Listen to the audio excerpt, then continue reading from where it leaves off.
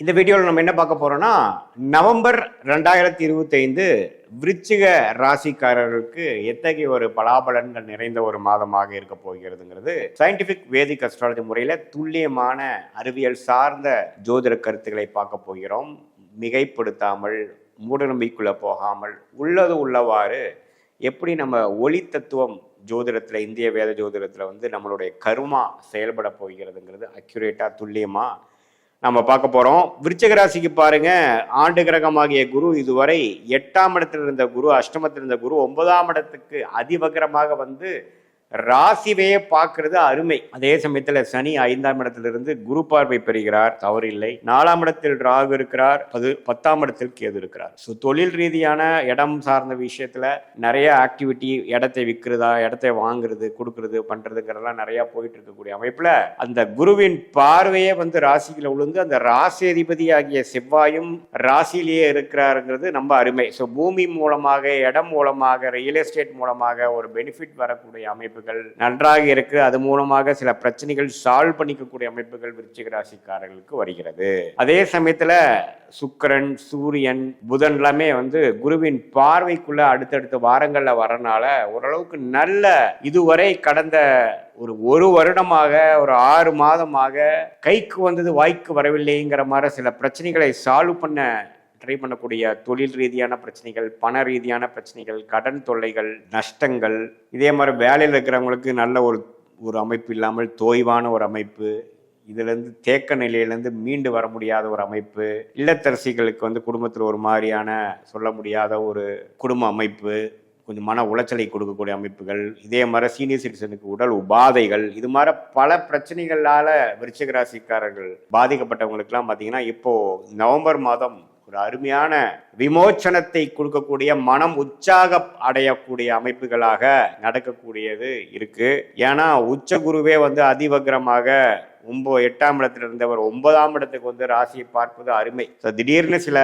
விஷயங்கள் பாசிட்டிவா நடக்கக்கூடிய அமைப்புகள், அது மூலமாக மென்டல் கிளாரிட்டி, மனசுல கொஞ்சம் சந்தோஷம், தூக்கமின்மையால பாதிக்கப்பட்டவங்க, மன உளைச்சல பாதிக்கப்பட்டவங்க, டிப்ரெஷன்ல இருந்தவங்க, வெளிநாடு விஷயங்கள் வாய்ப்புகள் இல்லாமல் இருந்தவங்க, நமக்கு வேணுங்கிற நல்ல வேலை வாய்ப்புகள் இல்லாமல் இருந்தவங்க, சுப விஷயங்கள் நடக்க முடியாமல் இருந்தவங்களுக்கு எல்லாமே பார்த்தீங்கன்னா படிப்படியாக சில பாசிட்டிவான விஷயங்கள் எதிர்பார்க்காத ரூபமாக நடந்து நமக்கு சில விஷயங்கள் பாசிட்டிவாக முடிந்து அதிலிருந்து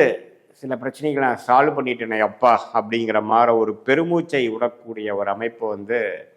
குறிப்பாக முதல் வாரத்துக்கு அப்புறம் வரக்கூடிய அந்த பயிற்சிகள் நம்ம நல்லா இருக்கு. இதை எல்லா வயதினரும், அதாவது மாணவர்களுக்கு பார்த்தீங்கன்னா புதனே குரு பார்வை பெறுவது நல்லா படிக்கிறதுல ஒரு தீர்க்கமான ஒரு அமைப்பு, கிளாரிட்டி, என்ன உயர் படிப்பு படிக்கலாம், என்ன மாதிரி கோர்ஸ் போகலாம், உயர் படிப்பு முடித்தவங்களுக்கு அதுக்கு தகுந்த மாதிரி வேலை வாய்ப்பை தேடுதல், காம்படிட்டிவ் எக்ஸாம்ஸ் கிளியர் பண்ணுறவங்களுக்கு ஒரு நல்ல கான்ஃபிடென்ஸ் கொடுக்கக்கூடிய அமைப்பு, அதே சமயத்தில் இதுவரை நம்ம ரிசல்ட்டில் எதிர்பார்த்து கொண்டிருந்து பாசிட்டிவான விஷயங்கள் வராதவங்களுக்கு ஒரு நல்ல பாசிட்டிவான ரிசல்ட் வர்றது, இது மாதிரி பல நல்ல விஷயங்களை கொடுக்கக்கூடிய அமைப்பு. அஷ்டமத்திலிருந்து குரு விலகி என்னதான் அதிவகரத்தில் ஒரு டெம்பரரியாக தான் 9ஆம் இடத்துல இருந்தாலும் அவர் நல்ல தாக்கத்தை கொடுப்பார் என்பதை நம்ம மறந்துவிடக்கூடாது. ஸோ இந்த மாதத்தை ஓரளவுக்கு நல்லபடியாக உபயோகிக்க கொள்ள வேண்டும் விருச்சிக ராசிக்காரர்கள். இது கொஞ்சம் உங்களில் சில விஷயங்கள் சால்வ் பண்ணி, சில பிரச்சனைகள், சங்கடங்கள்லாம் கொஞ்சம் சால்வ் பண்ணி அடுத்த கட்ட வாழ்க்கை நகர்வைக்கு நோக்கி நாம் செல்லக்கூடிய அமைப்பை கொடுக்கக்கூடிய ஒரு அமைப்பு தான் நவம்பர் 2025 விருச்சிக ராசிக்காரர்களுக்கு போய் கொண்டிருக்கக்கூடிய அமைப்புன்னு தெரிஞ்சுக்கணும். அதே சமயத்தில் உங்களுடைய ஜென்ம ஜாதகத்தில் நீங்கள் என்ன தேதி, எந்த நேரம், எந்த ஊரில் பிறந்தீங்க, அதில் என்ன தசாபுக்திகள் போய் கொண்டிருக்கிறது, நீங்கள் என்ன லக்னத்தில் பிறந்தீங்க, அதெல்லாம் தெரிந்து அந்த தசாபுக்தி, அந்தரம், சூக்ஷம, நாதன் இப்போ கோச்சாரத்தில் நம்ம பேசிகிட்டு இருந்த அமைப்பில் எப்படி போய் கொண்டு இருக்கிறதுங்கிறதெல்லாம் ஒருங்கிணைத்து நம்ம பேசின அந்த கோச்சார பலன்களும் தசாபுக்திகள் பலனும் சயின்டிஃபிக் வேதிக் அஸ்ட்ராலஜி முறையில் துல்லியமாக நாம் பார்த்து ஒருங்கிணைத்து நம்மளுடைய ஜோதிட பலனை நம்ம சொல்லும் பொழுது அடுத்த வரக்கூடிய 3 மாதம், அடுத்து வரக்கூடிய 6 மாதம், 1 வருடம் எப்படி இருக்க போகிறது, நம்ம எதுமாற வாழ்க்கை பயணம் எந்த திசை நோக்கி திரும்ப போகிறது, வேலை மாற்றங்கள் எப்பொழுது, படிப்பு விஷயங்கள் எப்போ அந்த மாற்றத்தை கொடுக்குறார், எப்போ நமக்கு தொழில் மேன்மை வருகிறது, எப்போ கடன் அடையும், எப்போ சுப விஷயங்கள் நடக்குங்கிற பல நம்ம மைண்டில் இருக்கக்கூடிய ஒரு டவுட்ஸ் அண்ட் கிளாரிஃபிகேஷனுக்கு தகுந்த பலன்களை நம்ம ஜாதகத்தில் பார்த்து அந்த கர்ம பலன் எப்படி செயல்படுகிறது, உங்களோட கிரகம் வந்து எப்படி ஸ்தான பலம், திக்பலம், திருட்பலத்தோடு இருக்கிறாரா, எந்த இடத்துல இருக்கிறார், உங்களுடைய பாவத்தில் 1ஆம் பாவமா 12ஆம் பாவமா, எந்த நட்சத்திரத்தில் இருக்கிறார், இப்போ என்ன தசாபுக்தி போய் கொண்டிருக்கிறதுலாம் தெரிந்து உங்களுக்கு ஒரு நல்ல தசாபுக்திகள் போகும் பொழுது நான் சொன்ன நல்ல பலன்கள் இன்னுமே தூக்கலாகவும் இன்னும் நன்றாகவும், அதே சமயத்தில் ஒரு சுமாரான திசைகள் போகும்பொழுது இன்னுமே நான் சொன்ன ஒரு சாதகமான பலன்கள் கொஞ்சம் கம்மியாகவும் சாதகமற்ற பலன்கள் அதிகமாகவும் இருக்கக்கூடிய அமைப்புகள் உண்டு. ஸோ இதுதான் வந்து இந்திய வேத ஜோதிடத்தை வந்து சயின்டிஃபிக் அமைப்பில் நம்ம பார்த்து எந்த விதத்திலும் மூட நம்பிக்கைக்குள்ள போகாமல் மிகைப்படுத்தாமல் உள்ளது உள்ளவாறு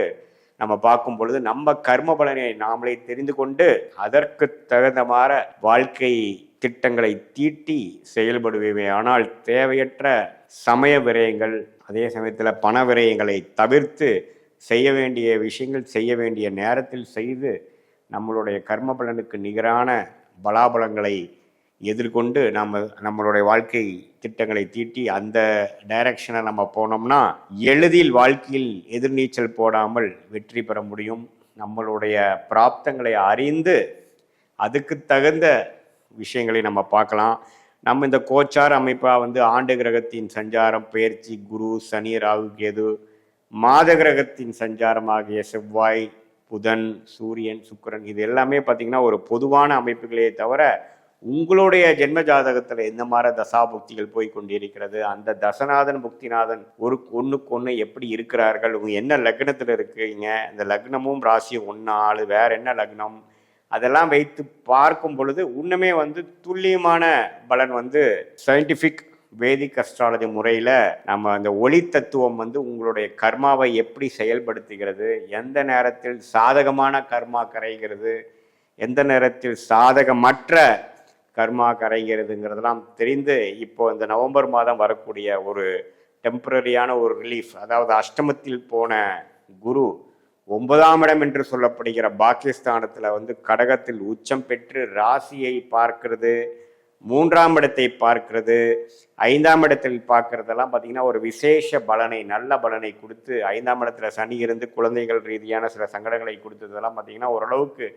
தன்மைப்படுத்துகிற மாதிரி அந்த குரு பார்வை வந்து இருக்குதுங்கிறது தெரிஞ்சுக்கணும். ஸோ இந்த மாதத்தை நல்ல ஒரு அமைப்பாக நீங்கள் அதை யூஸ் பண்ணி வாழ்க்கையில் சில பிரச்சனைகளிலிருந்து மீண்டு வாழ்க்கையில் வெற்றி பெற வேண்டும் என்று சொல்ல விரும்புகிறேன். மீண்டும் மற்றொரு காணொலியில் சந்திப்போம். நன்றி, வணக்கம்.